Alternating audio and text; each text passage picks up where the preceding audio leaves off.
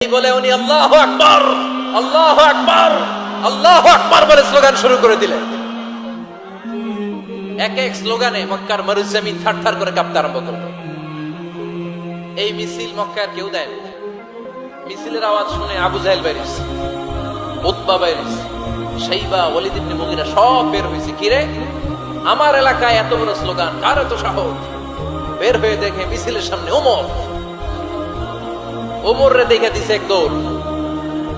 কারণ ওমরে ফারুককে থামানোর মতো বাপের বেটা মক্কায় দ্বিতীয়টা কেউ ছিল না। আওয়াজ করে বলে ঠিক কিনা? ওমরে ফারুক আল্লাহু আকবার, আল্লাহু আকবার বলে স্লোগান দিতে দিতে মসজিদুল হারামের ভিতরে ঢুকে গেল। কাবার গিলাফ ধরার পরে সেদিন মিছিল থেমেছে ওই আল্লাহর নামের স্লোগান। সেদিন কেউ থামাতে পারে নাই, কিয়ামত পর্যন্ত কেউ থামাতে পারবে না। চিল্লায় বলো ঠিক কিনা?